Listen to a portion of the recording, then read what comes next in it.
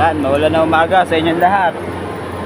O mag-alas 3 na po ng madaling araw, o alas 3 na. Hindi ko napansin yung oras. Ayan, mag-iikot na naman tayo. Siyempre, dala natin itong payong dito sa area natin. Walang tigil yung ulan. Oh. Pero magtatrabaho pa rin tayo siyempre. Para patunayan na may ginagawa tayo ngayong gabi. Diba? Marami kasi nagsasabi pagka panggabi daw, natutulog lang. Ay, iba kami doon, hindi ako yun. Pwede matulog. Basta yung body system lang. Yung isa gising, yung isa magpapahinga, tapos yung isa naman magpapahinga, yung isa naman magigising. Kaya lang kasimple yun, no? Dito kami, nag-area kami dito at nagmo-monitoring kami dito. Eh, ngayon naman, maulan-ulan, wala naman sigurong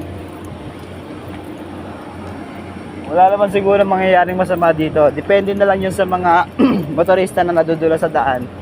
Ayun, pwede namin i-responded yun. Responded. Para naman malaman din ng lahat na ito, madaling araw. Siyempre, still alive pa rin tayo at still monitoring dito sa area. Oh, di ba? Dahil nagpapatawa lang po ako. Tataka kayo, ba't payong yung gamit ko at hindi kapote? Dahil yung kapote ko, pinapasok na rin po ng tubig. Manipis na po kasi.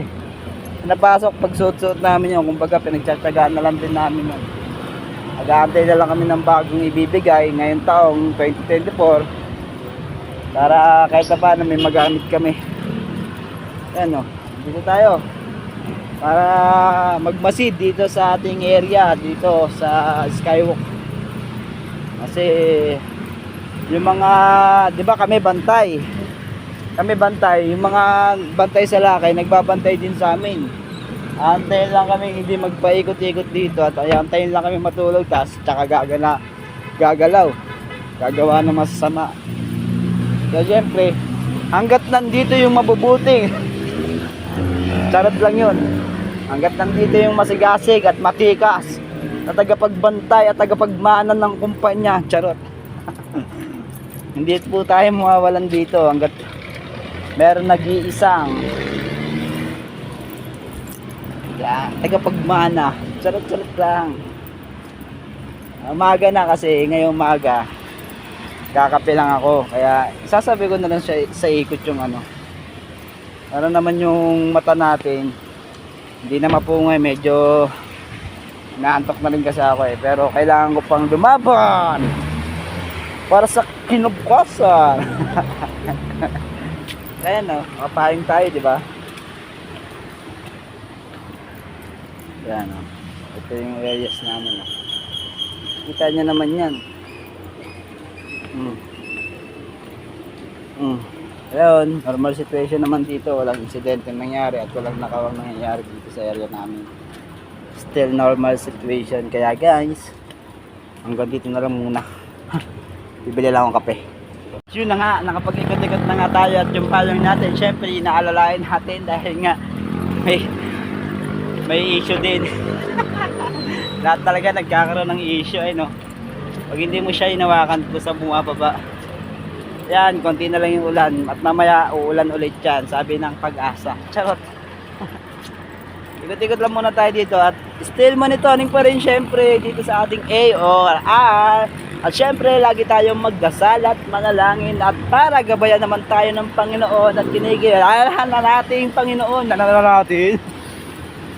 Yan, dito sa may kahabaan nito, sa may stoplight naman. Normal situation naman at wala namang mangyayari dito insidente. Siyempre, eto, stay conducting foot patrol dito sa overpass, sa Skywalk.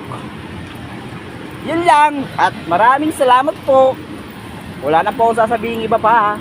Gusto ko lang ipaalam sa inyo na hindi lahat ng bantay ay patulog-tulog lamang.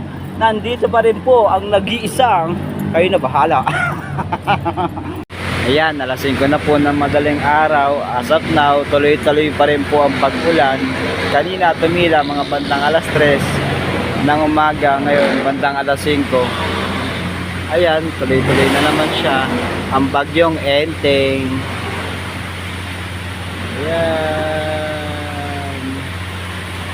Diba? Ayun o, halos di na namin makita dito yung mga gusali. Hanging habagat, tsaka ulan. Ayan.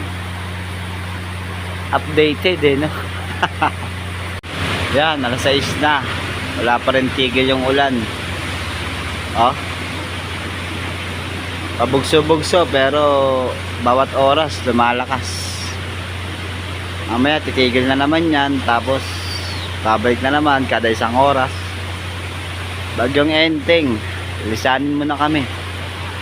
Parang awa mo na. Naway nasa malayo ka ng lugar at hindi ka na bumalik pa. Marami kaming napipinsala dito sa Pasig. Hindi naman totally sa ibang lugar na ganun ka pinsala.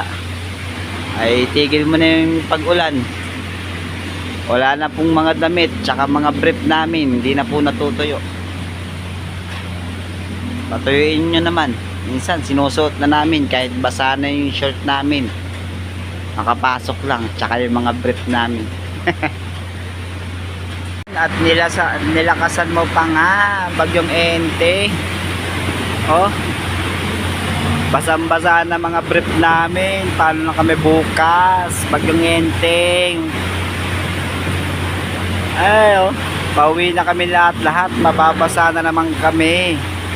Tapos yung brief namin nung kahapon tsaka nung nakaraan, simula nung nag-umpisa kang bumagsak dito sa Metro Manila, basa pa din. Bagyong Enteng, baka naman may dryer kayo dyan.